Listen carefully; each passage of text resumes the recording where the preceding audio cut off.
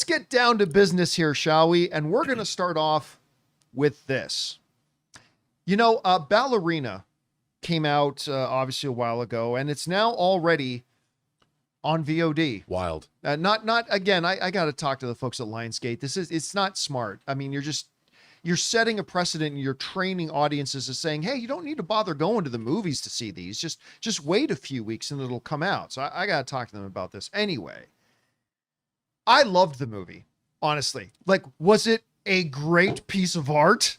No. Depends on your thoughts on flamethrowers. Yeah, yes. Was it a magnificent screenplay with multi-dimensional characters and depth and wonderful story arcs? No. But you know what it was? It was damn fun. You enjoyed it too, right? That's exact. But you just nailed what it was. You know, you got to ask, what are the first principles behind why anything gets made? Ballerina was not made to win an Oscar for Best Picture. It was made so the John Wick audience could have some fun. It was made to win an Oscar for Best Stunts. Yeah, I mean, there you go. And I thought Ana de Armas was held her own. She gave good flamethrower. She gave good gunplay. She gave good. She's too small, but she can still kick ass anyway. Oh, you know what that was so well done. You know what my favorite parts of the movie was?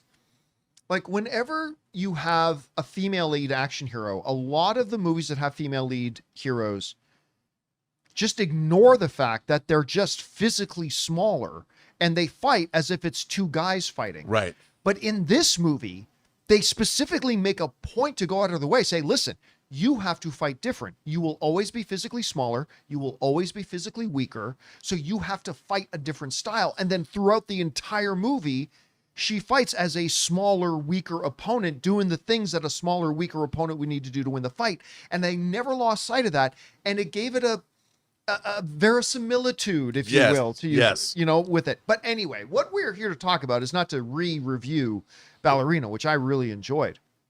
But it is now on the digital streaming chart where you can, you know, go and purchase it online. And it's one of the biggest hits of the year.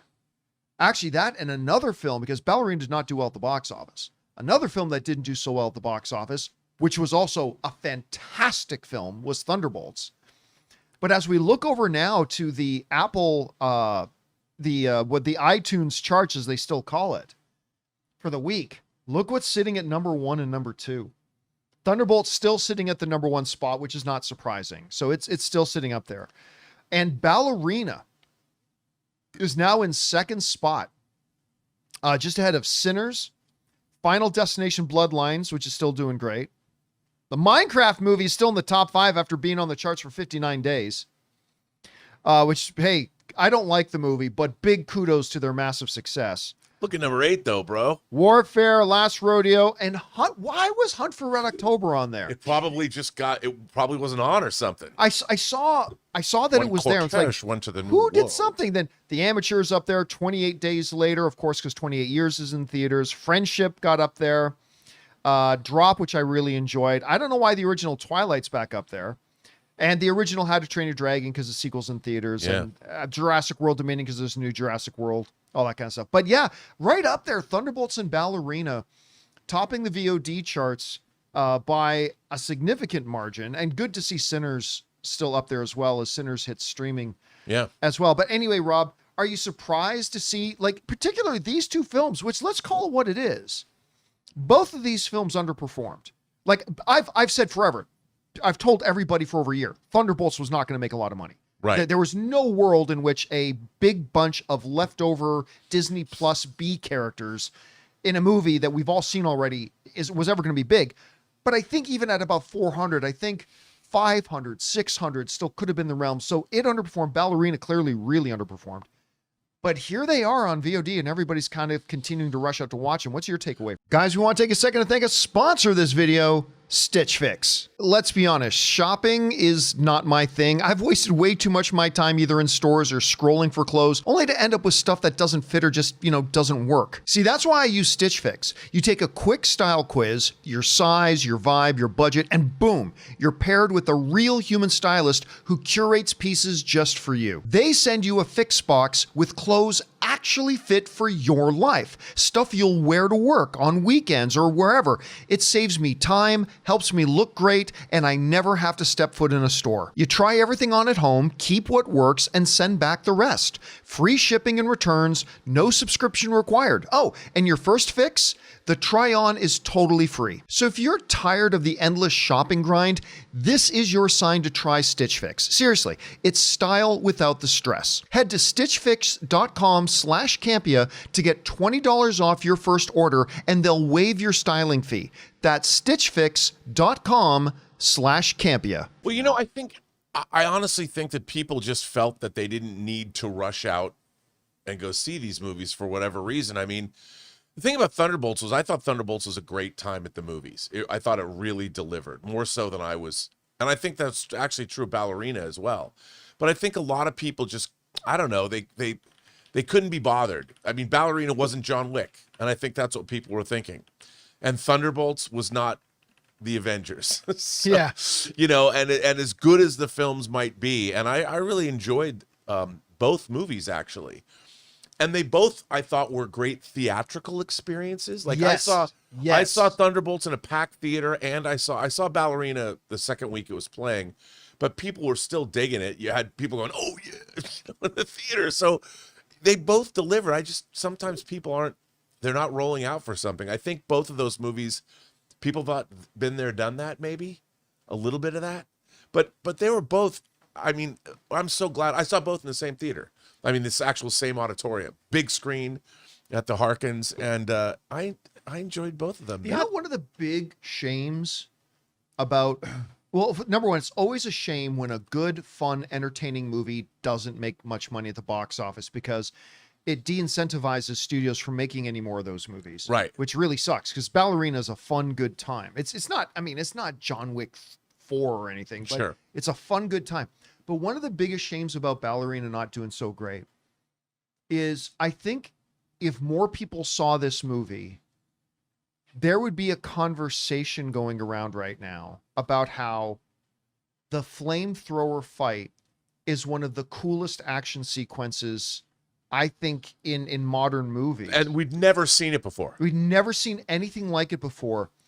And I don't know if I've shared this before or not. Maybe I have, maybe I haven't. But for those of you guys who watched Ballerina, the flamethrower fight, I was at the premiere, and I was standing with the chairman of Lionsgate. I got to hang out with the chairman of Lionsgate, the head boss of Lionsgate, and stuff like that. And he was very excited about the movie. He's very happy about the movie, and he should be. And he says to me, "John, how many visual effects shots do you think were in that entire sequence of the flamethrowers?"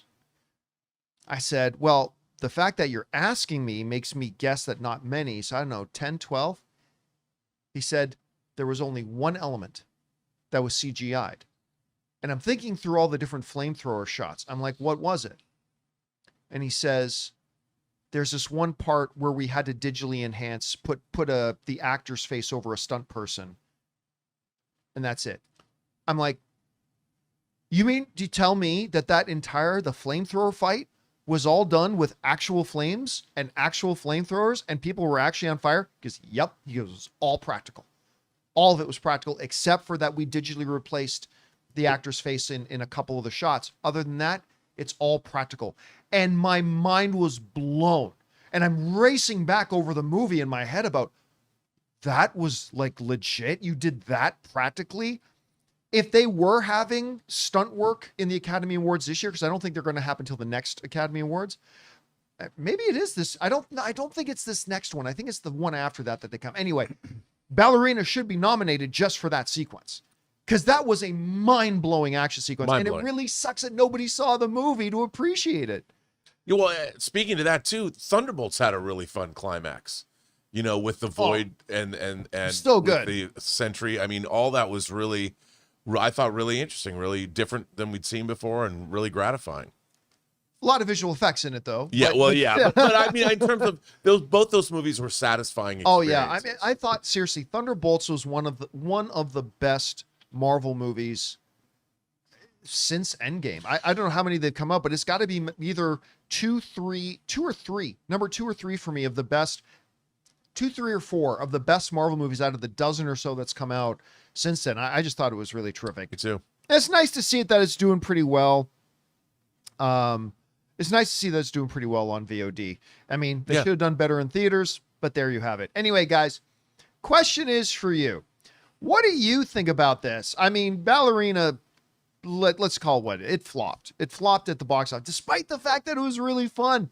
But it seems to be finding a second life on video, on demand. What do you guys think about that? Did you go to see it in theaters? If so, what did you think about it? Why do you feel a lot of people didn't go see it?